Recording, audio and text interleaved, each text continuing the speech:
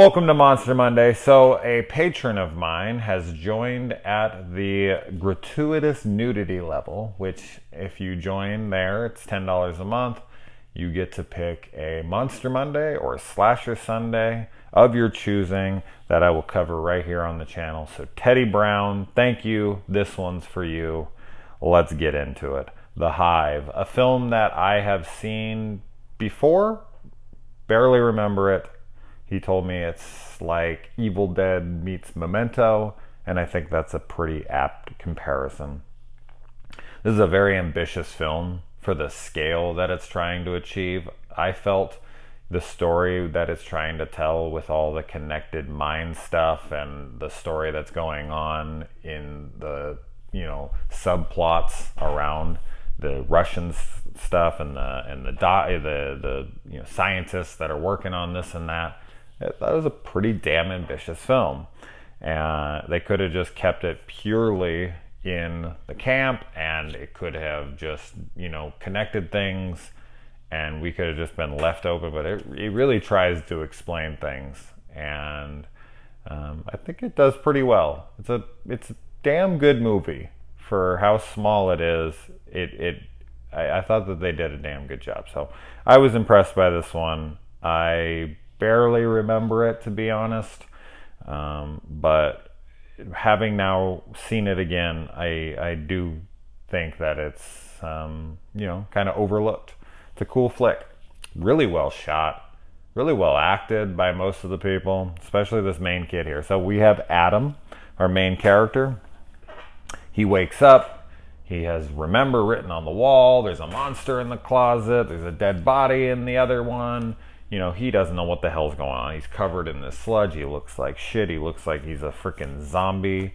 And he is trying to figure out what the hell has happened. And then he starts, flashing in his head all these different memories, most of which aren't even his. There's these Russians that are working on this project for this strain, and he doesn't know what the hell's going on there. Then there's this guy who's like a player, and then there's this little kid who's getting a brain surgery. It's just all over the place, and he is just as confused as us when we're sitting there. We're like, what the hell is going on here? And then, it's not all horror by any means. And I think that where this movie might lose some horror fans is in a lot of its romantic scenes, because there's a decent amount of like mushy romance stuff in here between Adam and Katie. I actually really enjoyed it. I felt it was genuine. I felt there was a good chemistry between them. They really played off of one another very well. There's also added drama between him and his friend, and how he fucked his girlfriend behind his back. I thought that all worked really well. It played into the story well. It wasn't just added for extra drama. It actually did play into the story. So I think it's all necessary. I do feel like at the end, when it all comes to its big conclusion and there's the whole big like, I love you moment, I don't feel like that's exactly warranted. But I do like the character arc of Adam in this film. I think it's a little much. It's a little rushed and forced because there's not enough being shown to warrant this, as I said. Like, it seems too much too fast. Like, she tells him on the dock, or wherever the hell they are, they're down by the water, his fuck place where he takes all the girls in the camp to try to have sex with them. She tells him, like, don't say I love you, like, that would be a gross overuse of the word, and you're 19, it's just hormones, don't say it, never say it again unless you mean it. And when that happens, that he's going to say it later in the movie. It just doesn't seem like there's enough going on between them for him to have that big moment of like, I love you. It just feels a little forced in the moment, but I think the actor sells it very well. And so it's nothing against the performance or anything. It just felt like in the moment, I was like, you love her? It seems a little rushed, but whatever. He's 19. she reminds him that he's 19. She reminds him that it's probably, you know, puppy love or freaking lust or whatever. And like to make sure he understands the weight of that word.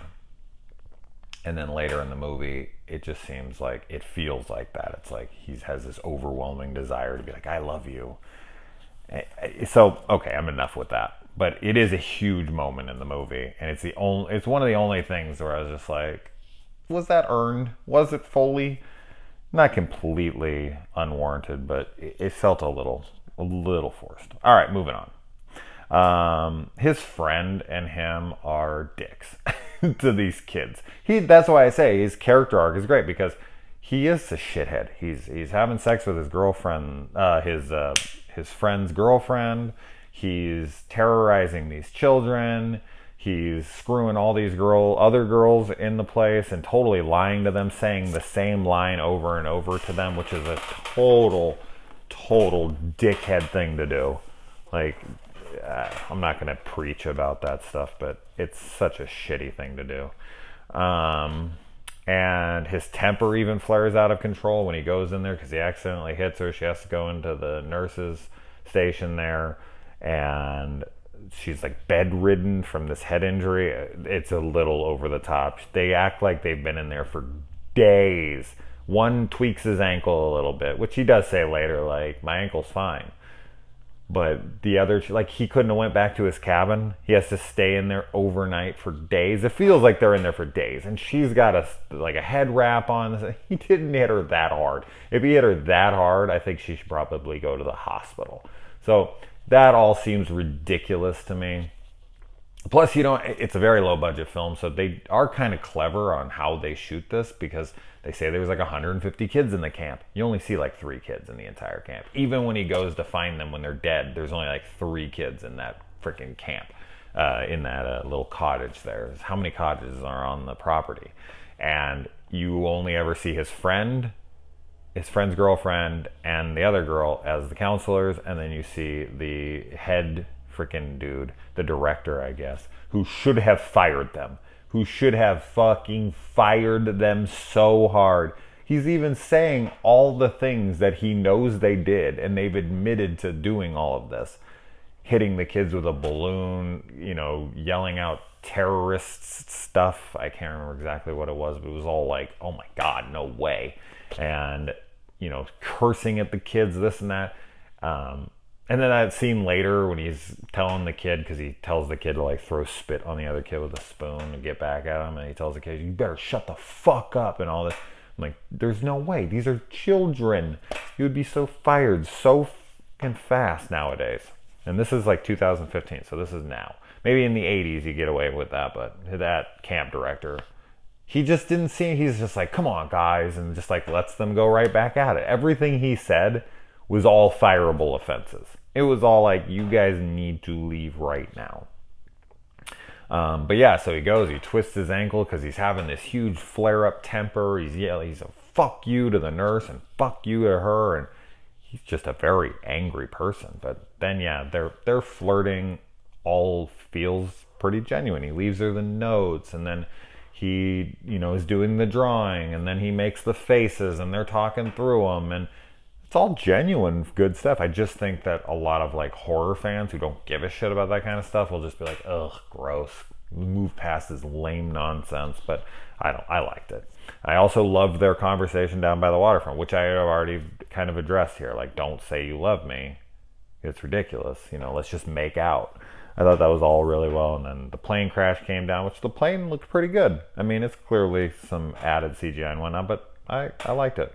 They go to investigate the plane, and this is when he starts to connect the dots that this goo that they found, this black sludge, has been being used for trying to link people telepathically, which I thought was really cool. You know, obviously plays to the title of the movie, The Hive. It's a big hive mind. These guys can all work in unison, and the whole goal of what they're trying to achieve, I thought was really cool.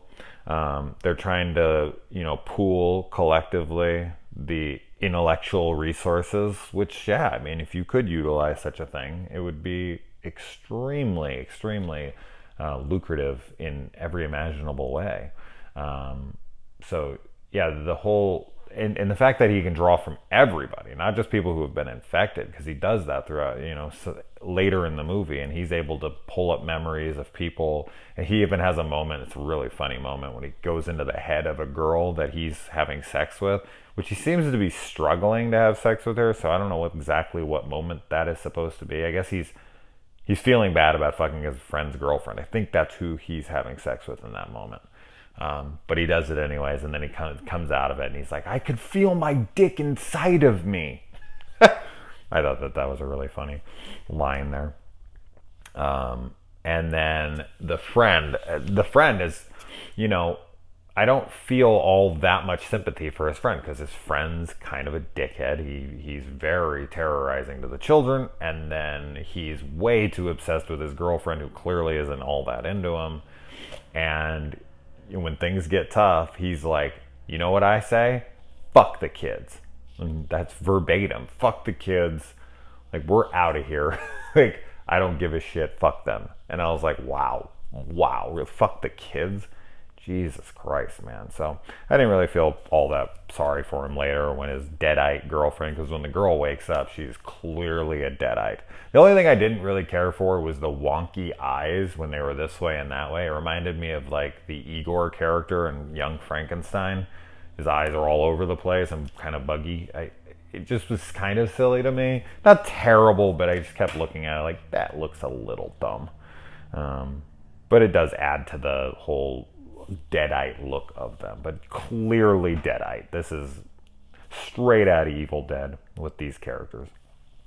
But yeah, it gets him jealous, and he's freaking out. He even says like, you're not getting my head. And then 2 seconds later, she went for all the obvious things, like, his dick's bigger than yours, and he's really good in bed. And the way she was wording it, though, was pretty funny. I was like, man, that is, the guys are so simple in that way. Attack their penis and attack their sex skills, and say that they're, their friends fucking their girlfriend and doing it better and bigger than them. Most guys lose it. We're so pathetic. And yeah, the friend goes around, he infects all the kids, and he's a total loser, in my opinion, too. So at least Adam has an arc to him and becomes a better person. The friend actually becomes a worse person throughout this. And the acting, I just thought the acting, especially from this lead here, and even Katie, I thought but I think Adam was really solid in this. He beats his friend to death with a baseball bat. I wish that would have been a little more, I wish his head would have crushed in. But from what we got, it was pretty decent. Not really enough gore in this movie when I'm thinking about it. We get some, I'm trying to think if there's really any gore per se. We just kind of get people spewing up black stuff, and there's black freaking sludge everywhere, and then he hits his friend in the head with a baseball bat. It's just kind of quick cuts to make it seem like there's more going on in that moment, but not really. So I can't really think of any gore off it. I can't think of any. Maybe there's some, but I don't remember any. So I would have liked that, but it's not absolutely necessary. And another really funny scene. So he starts to try to link to his mind, because once he realizes she's in there, he's trying to figure it all out. He's like, I can access anyone's mind. And he closes his eyes and he thinks really hard, and boom, you see this girl with this amazing body and these great tits and everything. She's just sitting in the shower and rubbing herself down, and he comes out and he's excited, and then goes back in, tries to think again, and boom, he can't stop thinking about this girl in the shower. I thought that was hilarious, great. And seeing it again was not a terrible thing for me. And then he sees that the doctor tried to stop it, this and that. He took the thing on the plane. The other guy was infecting the city, so it was widespread by that point. And then he tries, he kills Katie, because he realizes once the host is dead that sludge has to exit the body. And then he, goes in his mind, almost like, Professor Xavier, and he accesses a field medic's memory of like how in the battlefield, like with no proper medical equipment around, how he resuscitates somebody in that situation. I thought that was great. That's the whole idea behind having access to everything like that. You can access anybody's mind, anybody's memories. So in any given moment, you can really utilize that. And he does. He grabs it, boom, shocks her back. Then he has her do him so that they can, because like once the stuff's out of you, I don't know if you can be reinfected. They do cover their mouth, but he doesn't really know. I'm curious on that. And then the whole ending, I thought it was really cool because he's like, she doesn't have any memory, and right now she has hope, and I don't want to take that from her. So even though I know the whole world's in disarray, that freaking, the whole city is in ruins, I'm just going to let her take as long as she can, because it's going to be shortly. He's letting her smile. He's letting her think they got away. Because at the end, Katie, her character, is in that moment of like, we got away from it all. And he's, the knowledgeable one who's been through the hive mind and done all this stuff to know that there's nothing to go back to, that they're fucked, that they now live in a post-apocalyptic world. And this will be their life from here on. But he just, because he loves her, I guess, he tells her nothing. He just lets her have her moment, and hopefully, hopefully a couple days will pass before she realizes it, so she can have at least a few more days or hours of happiness, of accomplishment, of whatnot. So all good stuff. I really enjoyed rewatching it. I hope that it's on Amazon Prime for anyone who hasn't seen it and just listen to this anyways. I think that, if you don't mind the sappy romance stuff, or if you can look past it, I think it's a cool movie. Visually, I like the blacklight stuff. I thought that was visually cool, but also kind of played into the film a little bit as well. So it wasn't just there for aesthetics, but it did work aesthetically, and it made things very neon looking. If you look at the IMDb page, those are the pictures they use, is all the blacklight stuff, because it looks visually awesome. I think that's pretty much it on what I want to say here. Kind of jumped all over my notes, but Sean Gunn. James Gunn's brother is in this, from Guardians of the Galaxy and whatnot. I thought that was pretty cool. I don't think I recognize anyone else except for the older Russian scientist dude, which I've seen in tons and tons of stuff. But all right, Teddy, thank you for doing my Patreon.